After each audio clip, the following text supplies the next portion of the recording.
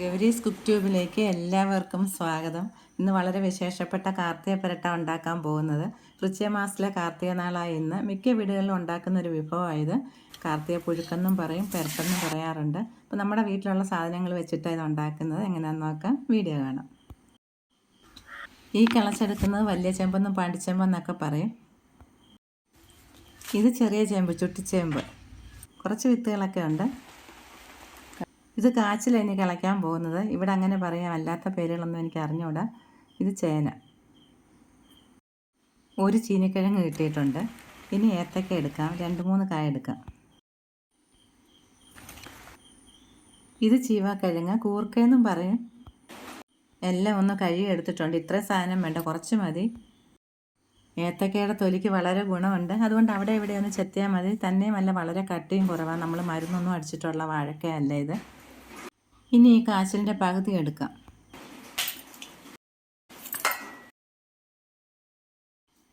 ഇത് ചെറിയ ചേമ്പ ചുരണ്ടുന്നത്. ചെറുതായിട്ട് ഇതിന് ചൊറിച്ചിലുള്ളതുകൊണ്ട് ഞാൻ നേരത്തെ കൈ കുറച്ച് വെളിച്ചെണ്ണ തേച്ചിട്ടുണ്ട്. ചേന എത്തുമ്പോഴും അതുപോലെ ചെയ്യേണ്ടുന്നത്. അടുത്ത ചേന എത്തുന്നത് വെളിച്ചെണ്ണ തേക്കുന്ന കാര്യം മറക്കരുത്. പുരട്ടിന് വേണ്ടുന്ന എല്ലാ സാധനങ്ങളും കഴുകിയെടുത്ത് വെച്ചിട്ടുണ്ട്. ഇനി നമുക്കൊന്ന് അരിഞ്ഞു വയ്ക്കാം. ചേന ഇതുപോലെയാണ് മുറിക്കുന്നത്, പെട്ടെന്ന് വേഗമെന്ന് പറയും. എല്ലാ കഷ്ണങ്ങളും ഒരുവിധം വലുതായിട്ടാണ് മുറിച്ചെടുക്കുന്നത് പുരട്ടിന്. ഇത് കാച്ചിൽ, അതും ഒരുവിധം വലിയ കഷ്ണങ്ങളായിട്ട് മുറിച്ചെടുക്കാം. ഇത് പാണ്ടിച്ചേമ്പ്.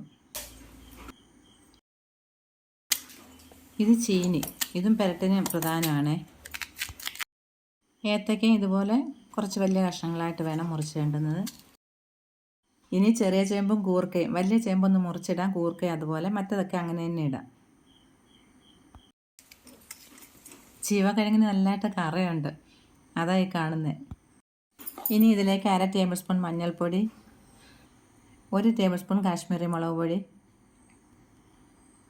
1 ടേബിൾ സ്പൂൺ ഉപ്പുപൊടി. ഇനി 2 ടേബിൾ സ്പൂൺ വെളിച്ചെണ്ണയും കൂടി ചേർക്കാം.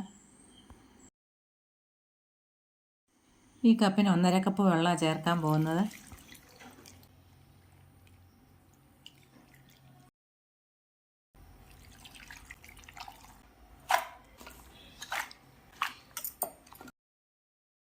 സ്റ്റീം വന്ന് ഇനി വെയിറ്റ് വയ്ക്കാം.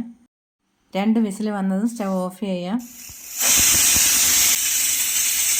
അരച്ച് ചേർക്കുന്നതിന് വേണ്ടി ഈ ഒരു തേങ്ങ എടുത്തിട്ടുള്ളത്. വെളിച്ചെണ്ണയും തേങ്ങയൊക്കെ നല്ലപോലെ ചേർക്കണം. 2 കുടം വെളുത്തുള്ളി എടുത്തിട്ടുണ്ട്. 1/2 ടേബിൾ സ്പൂൺ ജീരകം, 1 ടേബിൾ സ്പൂൺ കുരുമുളക്. കുരുമുളക് ഒന്ന് ചതച്ച് മാറ്റി വയ്ക്കാം, പൊടിക്കരുത്. ഇതുപോലെ. ഇനി ജീരകം ഒന്ന് പൊടിച്ച ശേഷം ഇതിലേക്ക് എടുത്ത് വെച്ചിരിക്കുന്ന വെളുത്തുള്ളി ഒന്ന് ചതച്ചെടുക്കാം. ഇനി തിരികെ വെച്ചിരിക്കുന്ന തേങ്ങയുടെ കൂടെ ചതച്ച് വെച്ചിരിക്കുന്ന വെളുത്തുള്ളിയും ജീരകവും കൂടെ ചേർത്തൊന്ന് കറക്കി എടുത്തിട്ട് വരാം. കുറച്ച് വെള്ളവും കൂടെ ചേർക്കാം. പ്രഷറൊക്കെ കുറഞ്ഞിട്ടുണ്ട്. ഇനി ഞാൻ തുറന്ന് നോക്കാം. ഈ പാകത്തിന് വെന്താൽ മതി, ഒരുപാട് വെന്ത് ഉടഞ്ഞു പോകരുത്. വൻപയർ വേവിച്ചതും കൂടെ ചേർക്കാം. അത് നന്നായിട്ട് വെന്തിട്ടുണ്ട്. ഇതിനൊരു ഗ്ലാസ് വൻപയർ കുതിർത്ത ശേഷം വേവിച്ചെടുത്തിട്ടുള്ള ഇപ്പോൾ ചേർത്തിട്ടുള്ളത്. തേങ്ങ ചതച്ചെടുത്തിട്ടുണ്ട്, അരയ്ക്കേണ്ട. ഇതിനാവശ്യമായിട്ടുള്ള ഉപ്പും കൂടെ ചേർക്കാം. ചതച്ച് വെച്ചിരിക്കുന്ന കുരുമുളക് പൊടി,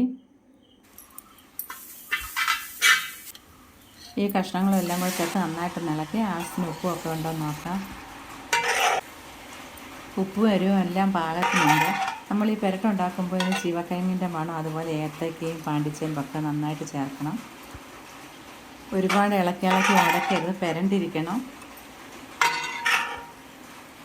ഇനി സ്റ്റവ് ഓഫ് ചെയ്ത ശേഷം ഇതിലേക്ക് കറിവേപ്പിലയും വെളിച്ചെണ്ണയും കൂടെ ചേർത്ത് വാങ്ങാം. 3 ടേബിൾ സ്പൂൺ പച്ച വെളിച്ചെണ്ണ ഒഴിച്ചിട്ടുണ്ട്. ഈ പുരട്ട് ചോറിൻ്റെയും കഞ്ഞിയുടെയും എല്ലാം കൂടെ കഴിക്കാൻ വളരെ നല്ലതാണ്. ഈ മഴ സമയത്ത് ചൂട് കട്ടൻ കാപ്പിയുടെ കൂടെ കഴിക്കാൻ അതിലും നന്നായിട്ടുണ്ടാവും. നിങ്ങളുടെ അഭിപ്രായങ്ങൾ എന്താണെങ്കിലും പറയണം. വീണ്ടും കാണാം. നന്ദി, നമസ്കാരം.